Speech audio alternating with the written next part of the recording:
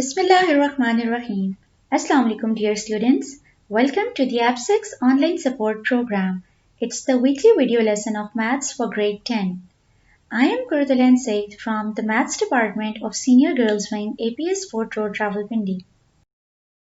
This is the maths book for the science students of grade 10 and today we'll study some topics from the chapter number 2 of this book, that is the theory of quadratic equations. Our today's topic is nature of the roots of a quadratic equation. The objectives for today's lesson are, by the end of this lesson, you will be able to, number 1, define and find the discriminant of a quadratic equation. Number 2, use the discriminant to find the nature of the roots of a quadratic equation. Let's have a review of some known facts about quadratic equation.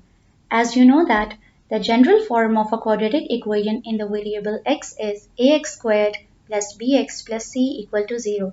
Here the coefficient of x squared, that is a, is a non-zero number and all a, b, c are real numbers and x is a variable or the unknown quantity. Now let's focus more on the roots of the quadratic equation. As we know that the number of roots of any polynomial equation is always equal to its degree, therefore the number of roots of the quadratic equation is equal to the degree of the quadratic equation, that is 2. And why is it 2? Because the highest power of the x is 2, which determines the number of roots of the quadratic equation. Now what are the roots of the equation, by the way? They are the value or the values of x which satisfy the quadratic equation. How can we visualize the roots physically? Actually, what happens is that at the roots of an equation, the graph of that equation intersects x-axis. I'll come to this point later again while discussing some examples and their graphs. Right now, I want to quickly revise our knowledge about some fundamental sets of numbers because we'll be needing that information to find the nature of the roots.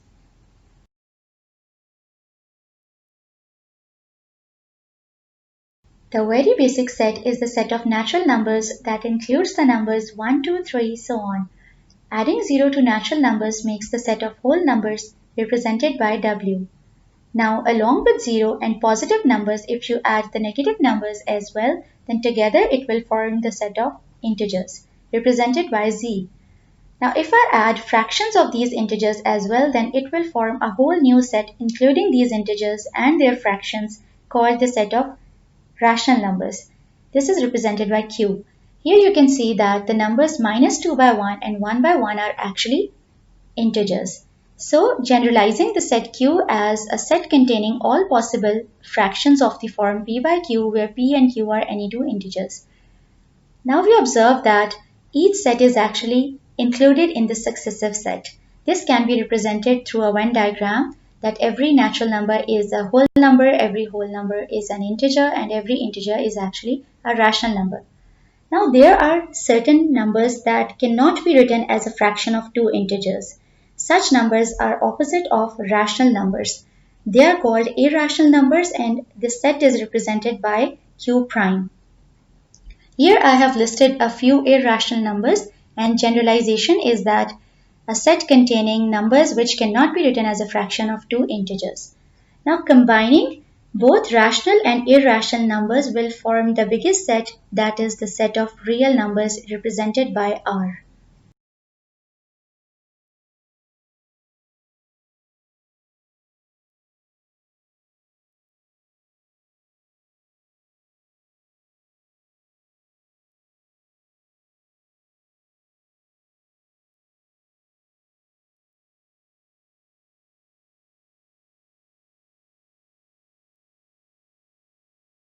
This Venn diagram clearly shows that the set of real numbers is the union of rational and irrational numbers.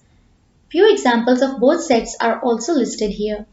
There is another diagram that is a flowchart that starts from the bottom. Natural numbers along with 0 makes the set of whole numbers along with negative numbers makes the set of integers, integers along with non-integers makes the set of rational numbers and rational numbers along with irrational numbers makes the set of real numbers. Hopefully the concept of real numbers is clear to everybody now.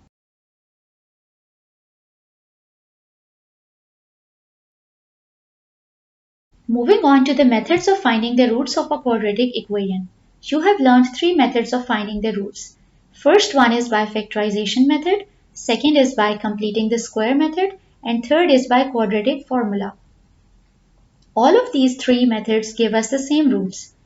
In fact, we derive the quadratic formula by applying the completing square technique to the general quadratic equation ax squared plus bx plus c equal to 0. This quadratic formula is a quick way of finding the roots. It gives us two roots separated by this plus minus sign. And each of these roots is individually expressed like so.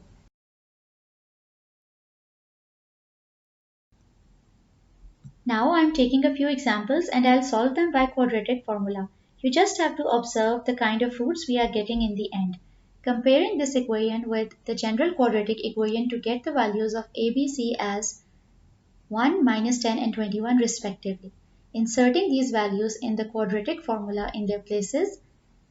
Solving it further, we get x is equal to 10 plus minus square root of 16 by 2.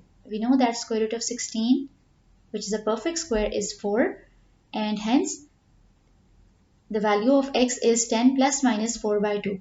Separating the two roots, x is equal to 10 plus 4 by 2 and 10 minus 4 by 2, we get the two values of x as 7 and 3. Now the question is, will you call them integer, natural or whole number, or rational numbers? So the two main categories are rational and irrational. So whatever is rational is definitely natural, whole or integer. So I'll call them rational, and of course the rational number and irrational both belong to the set of real numbers. So we find two distinct roots, real and rational in nature. And this is the graph of the equation. As I said earlier, at the roots of the equation, the graph intersects the x-axis. Since the roots of this equation are 3 and 7, this means the graph of the equation will intersect x-axis at exactly two different points, 3 and 7, as shown in the figure. Moving on to the next example, and again we solve it by quadratic formula. We observe that in the end we got two equal roots which by nature are rational and hence they become real. Whenever we get two equal roots for an equation, they need not to be rational always, they can be irrational as well. For instance, the equation 3x squared plus 4 under the root 3 times x plus 4 equal to 0 gives two equal, real but irrational roots. Here we observe that the graph of this equation intersects the x-axis at exactly one point x is equal to 4 as shown in the figure.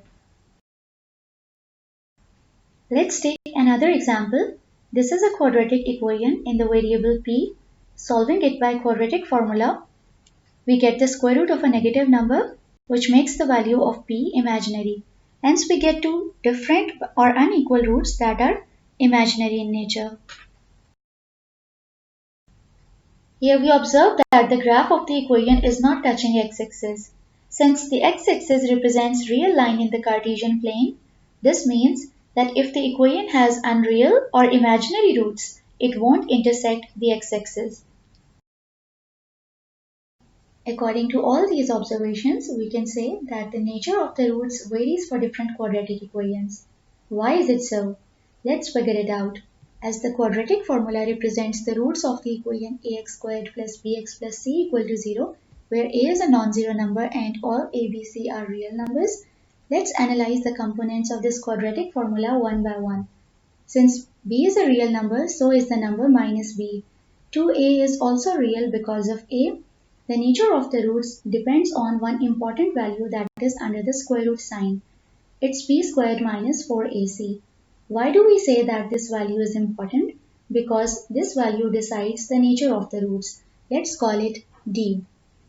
Then the formula becomes minus b plus minus under root d by 2a. Now this d is equal to b squared minus 4ac is a real number, as a, b, c are real. So if you think about it, there can be three possible values of this d. It can be greater than 0, that is positive, it can be equal to 0, and it can be less than 0, that is a negative number. The expression b squared minus 4ac is called the discriminant, and The nature of the roots of any quadratic equation depends on the value of the discriminant of that equation. Now, let's have an overview of the examples that we have discussed earlier. In each one, I'll relate the discriminant with the type of the roots. In this first example, the discriminant b squared minus 4ac is 16, which is a positive number and a perfect square. Hence, the roots are real and particularly rational. In the second example, the discriminant b squared minus 4ac is 13, which is although positive, but unlike 16, is not a perfect square. Hence, the roots are real but irrational. The third example is a special case where the discriminant b squared minus 4ac is 0. Hence, the roots become equal because the discriminant vanishes completely. These equal roots are real and rational. In this last example, we find that the discriminant b squared minus 4ac gives a negative value, that is minus 83. This makes the roots of the equation imaginary. These imaginary roots always appear as complex conjugates. Now, summarizing all these examples in a table, in the first two cases, the discriminant is positive, where 16 is a perfect square but 13 is not. So when the discriminant is a positive perfect square, the roots are found to be real and rational. And when the discriminant is positive but not a perfect square, the roots are found to be real and irrational. For the third equation, where discriminant is 0, the roots are equal. These equal roots can be rational like 4, but they can be irrational as well. So we'll generally consider them as real roots. In the fourth example, when the discriminant equals minus 83, which is a negative number, the roots are found to be imaginary in nature. Have you noticed that in all the four cases, the roots are distinct? Except the case when the discriminant is 0. That's the only case when the roots are equal. On the basis of these values of the discriminant and the roots obtained, we can generalize this notion for any quadratic equation which is of the form ax squared plus bx plus c equal to 0 and whose discriminant is given by b squared minus 4ac. When the discriminant is positive, we always get two real and distinct roots. The roots will be rational if discriminant is a perfect square and will be irrational if discriminant is not a perfect square. Whereas if the discriminant is 0, then the roots obtained will be real in nature and equal in value. If the discriminant is a negative number, the roots obtained will be distinct and imaginary. We can combine the first two cases to conclude that we always get real roots when either the discriminant is greater or equal to 0. Before you start solving the questions of the exercise 2.1, keep these few points in your mind. Remember to identify the values of ABC correctly while comparing the given quadratic equation with the equation ax squared plus bx plus c equal to 0. Remember to recognize the discriminant as b squared minus 4ac. Remember to analyze the value of discriminant carefully to find the nature of the roots. I hope you have understood all the concepts taught in this lecture. Thanks for your attention. Allah Hafiz.